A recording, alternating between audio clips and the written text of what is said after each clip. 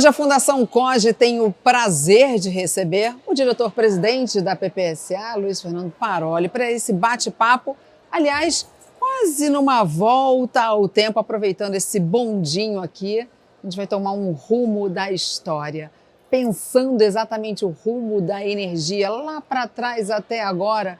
A gente evoluiu? Bom, primeiro um prazer estar aqui mais uma vez da FUNCOGE, muito bom participar, gosto muito. Eu já tenho uma relação de longa data aí com a FUNCOGE, então sempre que a gente pode participar é um prazer muito grande e um aprendizado muito grande também, porque nós temos grandes nomes do setor elétrico aí e esses grandes nomes ensinam muita coisa para a gente o tempo inteiro, então é muito gostoso poder participar. E fazer também essa entrevista no bondinho, eu fui presidente da Light, então é muito representativo a gente estar aqui nesse bondinho conversando sobre o setor elétrico, e conversando com uma empresa que é mais do que centenária, que começou o setor elétrico nacional lá em 1920, 1915. Então é muito gostoso estar aqui, muito bonito estar aqui. Bom, pensando que nós estamos num bondinho, pensando que o setor elétrico começou aqui há 100 anos, 100 e poucos anos atrás, acho que nós evoluímos bastante. O Brasil cresceu muito, as nossas capacidades cresceram muito, como eu disse agora há pouco lá, em 1950 a gente consumia 3 gigas, em 1970 a gente consumia 20 gigas, hoje a gente consome perto de 200. Então o Brasil cresceu muito, a população brasileira cresceu muito, o consumo per capita cresceu muito, e nós estamos dando conta de atender isso, nós estamos nos aproximando cada vez mais de ser um país com consumo individual de país desenvolvido. É claro que com grandes diferenças regionais. Então, quando a gente está falando aí de Sudeste, essa diferença é pequena, mas quando a gente vai, às vezes, para o Nordeste, para o Norte, essa diferença fica cada vez mais grande, então, cada vez maior. Então, é muito importante que a gente tenha a condição de diminuir essa desigualdade dos setores. Mas desenvolvemos muito, crescemos muito. O Brasil hoje olhando o setor elétrico nacional, apesar de todas as dificuldades que nós temos, de todos os problemas que nós temos, é o maior sistema interligado do mundo e é um exemplo para o mundo inteiro. Se você pensar em termos de energia elétrica, nossa matriz energética é 90% renovável. Então isso é uma honra muito grande, é um privilégio para o Brasil. Se você pensar em matriz energética, em torno de 50% da nossa matriz. Para você ter uma ideia, grandes países europeus têm a meta de chegar a 50%, que é aquilo que a gente já é. Então o Brasil, sim, tem que ter muito orgulho do setor elétrico nacional, ele tem que ter realmente a capacidade de saber explorar isso, saber que ele é um país líder e tem que saber também se colocar diante do mundo sendo um país que é exemplo. Muitas vezes aqui no Brasil a gente fica depreciando o país. É a síndrome do vira-lata, síndrome do vira-lata, exatamente. A gente deprecia, mas no setor elétrico, no setor energético, o Brasil é um exemplo para o mundo, por várias maneiras. É claro que a gente tem muito para fazer, assim como os países desenvolvidos também têm. Eles também têm problema com energia renovável, eles também têm problema com excesso de energia renovável, eles também têm as dificuldades de operar os seus sistemas, como nós estamos tendo hoje. Até porque os desafios climáticos também cada vez mais estão colocando desafios. A gente teve agora, aqui no Rio de Janeiro, por exemplo, quase uma tempestade absurda, fica árvore que cai, pega na fiação, então tudo isso entra também nesses estudos e perspectivas do que se fazer para absorver esse impacto dessa mudança climática no mundo. Sem dúvida, A gente tem isso desde a geração, Eu estava falando de geração renovável e tal, até a distribuição, a entrega. Então os impactos são na cadeia como um todo. Temos impactos na transmissão, impactos nas hidrelétricas, porque a quantidade de chuvas diminuiu, ela é uma chuva mais intensa. Certo? E menos mas não é constante, distribuída. Então, apesar de chover muito e muito forte, chove menos. A quantidade de água é mais concentrada, mas o tempo da chuva é menor. Isso faz com que a gente aproveite menos essa água para geração de energia. Então todas essas mudanças são muito grandes. Eu, desde a minha época de Furnas, também tive o prazer de ser diretor de Furnas, a gente via tornados como esse que aconteceu agora no Paraná. Então, acontecia em torres de transmissão em que uma torre era totalmente retorcida pelo vento e você não conseguia entender como é que isso era possível. Como era possível uma torre que é feita de ferro, mas ela é toda aberta, e Nossa. mesmo assim o vento conseguia retorcer ela toda. Então, na verdade, esse fenômeno acontece. O que está mudando? Que eu acho que os negacionistas às vezes falam, mas já acontecia antes. Acontecia.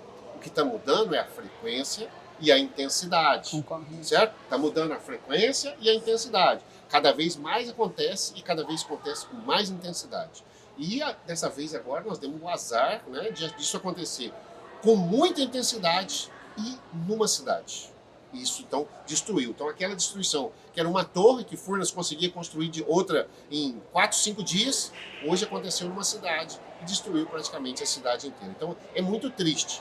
Mas temos que pegar essas dores e transformar ela em energia para a gente enfrentar os problemas que nós temos, certo? As dificuldades que nós temos. E o Brasil, de novo, é líder nisso. Então, acho que a gente tem a capacidade de mostrar para o mundo como as coisas acontecem. E o fato de estar tendo a COP aqui no Brasil, nesse momento, é fundamental para isso. Então, acho que a liderança aí do presidente Lula, que consegue trazer esses grandes eventos para o Brasil, né? Já trouxe Copa do Mundo, já trouxe a Olimpíada, agora a COP 30. Então, sempre que ele está na presidência, ele acaba tendo uma liderança mundial, trazendo essa discussão para cá. E também a gente consegue, de novo, ser líder nesse processo, né? Como a gente tem bem posicionado no G20, bem posicionado nas outras instituições multilaterais, né? A gente consegue estar bem e trazer isso para o Brasil. E o Brasil ficar no centro dessa discussão. Isso é fundamental e eu acho que nós estamos mostrando ao mundo que a gente consegue fazer muita coisa. Queria falar também de uma possível dicotomia entre a gente explorar... Agora eu estou na PPSA, sou presidente da PPSA. Eu ia chegar aí. Então, de uma possível dicotomia, falar, mas você está explorando petróleo, certo? E ao mesmo tempo está querendo ser exemplo de energia renovável. É que, na verdade, é o seguinte, o consumo, né, de energia fóssil no mundo não vai parar em 10, em 20, em 30, em 40, em 50 anos, certo? As fontes acontecerão e o consumo acontecerá. O Brasil pode contribuir com um petróleo nacional que tem uma pegada de carbono muito menor do que o mundo. Sim. E ainda transformar isso em recurso para investir em renovável, para investir na preservação da nossa floresta, que é a maior do mundo, para investir na preservação das nossas áreas, para investir no melhoramento ambiental geral, ou deixar com que outras nações aproveitem esse mercado com uma pegada de carbono muito maior do que a nossa, prejudicando ainda mais o meio ambiente. Prejudicando ainda mais o meio ambiente, em vez da gente aproveitar essa grande riqueza nacional. Então, não existe realmente essa... Você tem que escolher uma coisa ou outra. A transição energética é uma transição. Então, durante os próximos 50 anos, provavelmente a gente ainda vai ter, sem dúvida nenhuma, uma diminuição no consumo de fósseis, mas ainda haverá consumo de fósseis. Dados importantes mostram o seguinte, de 2017 para cá, o mundo já está investindo mais em renovável do que em combustível fóssil. Ou seja, a transição está acontecendo. Só que transição energética não pode significar que as pessoas vão ficar sem energia. Não é virar a chave, né? Porque se fosse para fazer assim, a gente ia ter um grande problema energético. Certo? Que aí é o outro lado, como você disse mais cedo, né? Se a gente pegar a produção de energia eólica e também a energia solar, esse excesso também gera problema para a rede. Exatamente. Gera problema para a rede e problemas econômicos. Econômicos, exato. Então, assim, a gente tem que achar esse equilíbrio e fazer essa transição. O Brasil já faz transição energética muito antes de virar moda. Tanto que 90% da nossa rede elétrica, repetindo aí, 90% é renovável e 50% com etanol, né, consumo de combustíveis com muito menos pegada de carbono, fez o Brasil se posicionar muito bem. E nós somos uma indústria diferenciada nesse sentido. Então, nós já fizemos isso, podemos explorar o nosso potencial sem ter, de novo, a síndrome de vira-lata, mas eu não posso, não sei o quê. Não precisa ser assim, tem que ser com cuidado, tem que ser com muita proteção, não pode ter acidente. Nós temos que nos preparar muito para isso. Somos também históricos de ter muito poucos acidentes. Isso é verdade. Então, assim, também cuidamos da segurança durante muito tempo.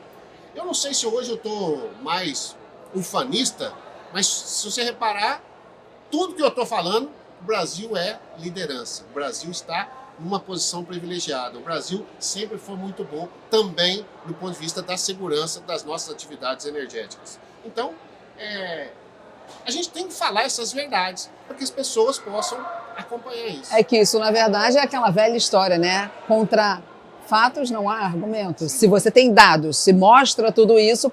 E talvez a única diferença que eu vejo na questão dessa transição, como o senhor estava dizendo aqui, só para a gente deixar bem claro para quem está acompanhando a gente, é que o combustível fóssil está aí, a gente ainda tem essa utilização, essa transição vai acontecendo aos poucos, a diferença é o olhar sobre ele, ou seja, não é só a exploração pela exploração, tem uma questão ambiental de se preocupar com o ambiente, com a sociedade, então isso muda muito esse enfoque, esse foco para essa produção fóssil, né? Eu costumo dizer muito isso, que tão importante quanto tomar a decisão correta, que nesse caso eu acho que é sim explorar os nossos recursos na margem equatorial, é como o que você faz para essa decisão ter sido a correta, certo? Então, tão importante quanto tomar a decisão correta é o que eu faço para essa decisão ser a correta.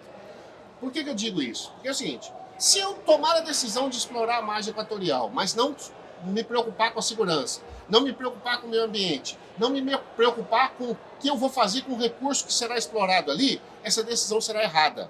Mas se eu fizer tudo isso, essa decisão vai transformar a economia nacional, a vida do povo brasileiro e também vai defender o meio ambiente, né, no curto, no médio e no longo prazo. Então eu acho que é tão importante quanto tomar a decisão correta é o que eu faço para ela ser a decisão correta. Maravilhoso.